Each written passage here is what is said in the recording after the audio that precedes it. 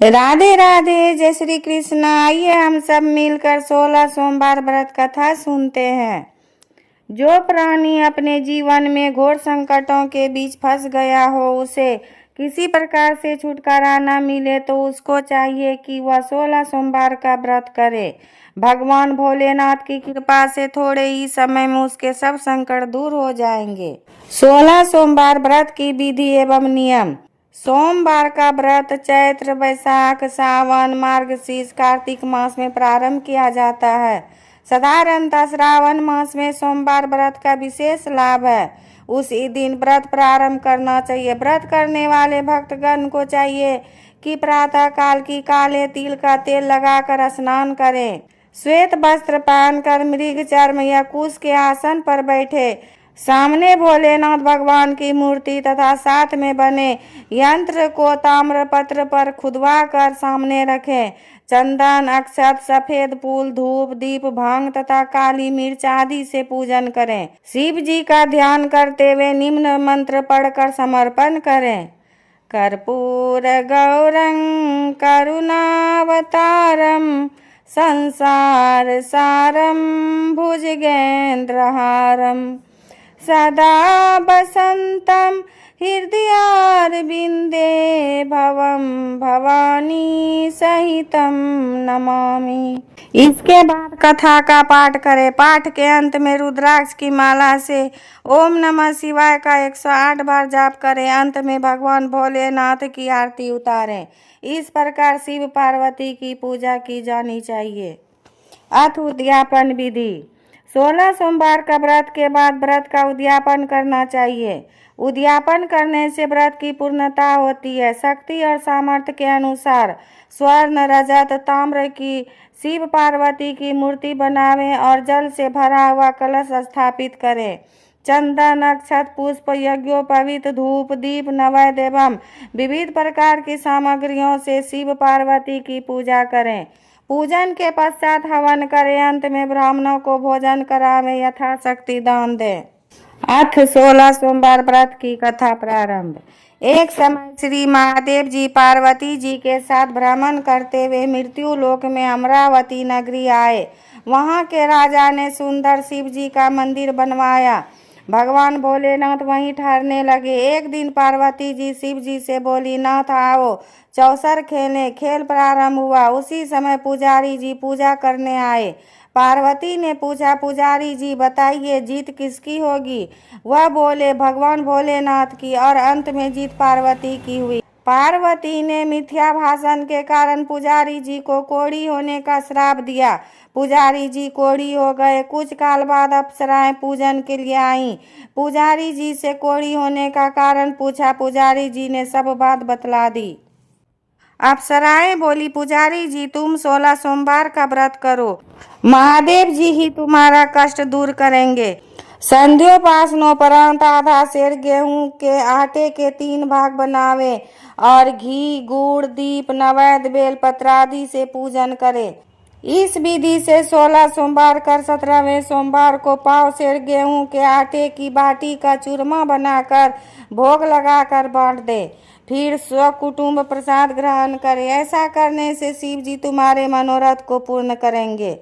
यह कहकर अप्सराएं स्वर्ग को चली गई। पुजारी जी यथाविधि व्रत कर रोग मुक्त हुए और पूजन करने लगे। कुछ दिन बाद भगवान भोलेनाथ और पार्वती पुनः आए। पुजारी को कुशलता पूर्वक देख पार्वती जी ने रोग मुक्ति का कारण पूछा। पुजारी के कथनानुसार पार्वती ने व्रत किया। फल स्वरूप प्रसन्न कार्तिकेय जी माता के आज्ञाकारी हुए। कार्तिकेय जी ने भी पार्वती जी से पूछा कि क्या कारण है कि मेरा मन आपके चरणों में लगा। पार्वती ने यही व्रत बतलाया। कार्तिकेय जी ने भी व्रत किया। फल स्वरूप बिछड़ा हुआ मित्र मिला। उसने भी कारण पूछा। बताने पर विवाह की इच्छा से यथाशक्ति व्रत किया। फलतः वह विदेश गया। वहाँ राजा की कन्या का स्वयंवर था। राजा का प्रण था कि हथिनी जिसको माला पहनाएगी उसी के साथ पुत्री का विवाह होगा। यह ब्राह्मण भी स्वयंवर देखने की इच्छा से एक ओर जा बैठा। हथिनी ने माला इसी पंडित को पहनाई। धूमधाम से विवाह हुआ। तत्पश्चात दोनों सुख से रहने लगे। एक दिन राजकन्या ने पूछा, नाथ, आपने कौन सा पुण्य किया जिससे राजकुमारों को छोड़ हथिनी ने आपका वरण किया? ब्राह्मण ने 16 सोमवार का व्रत सविधि बताया। राजकन्या ने सत्पुत्र प्राप्ति के लिए व्रत किया और सर्वगुण संपन्न पुत्र प्राप्त किया। और बड़ा होने पर पुत्र ने पूछा, माताजी, किस पुण्य से मेरी प्राप्ति आपको हुई? राजकन्या ने सविधि 16 सोमवार व्रत बतलाया। पुत्र राज की कामना से व्रत करने लगा। उसी समय राजा के दूतों ने आकर उसको राजकन्या के लिए वरण किया। आनंद से विवाह संपन्न हुआ। राजा के देवलोक होने पर ब्राह्मण कुमार को गद्दी मिली, फिर भी वह इस व्रत को करता रहा। एक दिन उसने अपनी पत्नी से पूजन सामग्री शिवालय में ले चलने को कहा, परंतु उसने दासियों के द्वारा भिजवा दी। जब राजा ने पूजन समाप्त किया तो आकाशवाणी हुई कि इस पत्नी को निकाल दे, नहीं तो यह तेरा सत्यानाश कर देगी। प्रभु की आज्ञा मान उसने रानी को निकाल दिया। रानी भाग्य को कोसती हुई एक नगर में बुढ़िया के पास गई। दिन देखकर बुढ़िया ने इसके सिर पर सूत की पोटली रख बाजार में भेजी। रास्ते में आंधी आई, पोटली उड़ गई। बुढ़िया ने इसको फटकार कर भगा दिया। वहां से तेली के पास पहुंची तो सब मांड चटक गए। उसने भी निकाल दिया।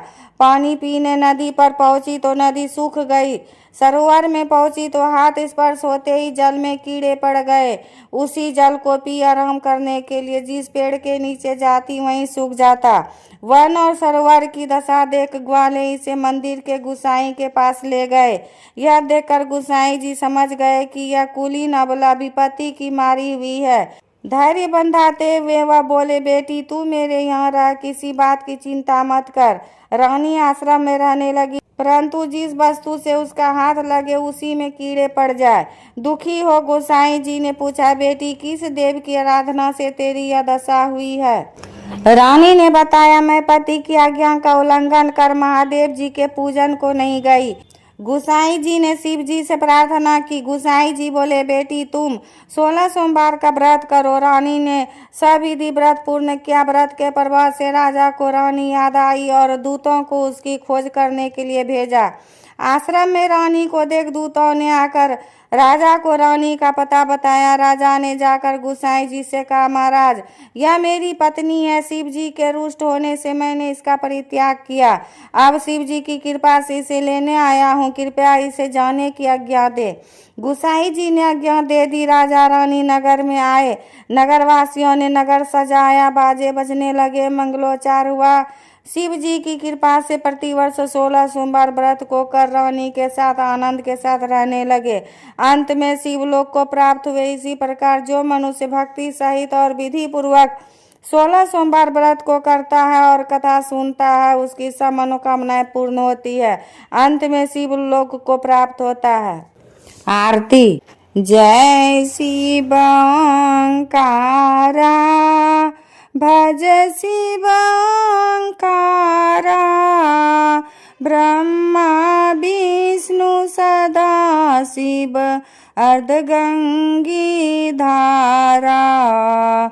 जय शिव ओंकारा, एकानन चतुरानन, पंचानन राजे, हंसासन गरुड़ासन, वृषवाहन साजे। ओम जय शिव ओंकारा, दो भुज चार चतुर्भुज, 10 भुज अति सोहे, त्रिगुण रूप निरखते, त्रिभुवन जन मोहे। ओम जय शिव ओंकारा, अक्षमाला बनमाला, मुंड माला धारी, करके मध्य कमंडल, चक्र त्रिशूल धारी। ओम जय शिव ओंकारा, श्वेतांबर पीतांबर, बाघंबर अंगे सनकादिक गरुडादिक भूतादिक संगे। ओम जय शिव ओंकारा। ब्रह्मा विष्णु सदा शिव जानत विवेका। प्रणवाक्षर में शोभित ये तीनों एका। ओम जय शिव ओंकारा। त्रिगुण स्वामी जी की आरती जो कोई नर गावे। भजत शिवानंद स्वामी कहत शिवानंद स्वामी सुख संपत्ति पावे। ओम जय शिव ओंकारा। राधे राधे। जय श्री कृष्ण।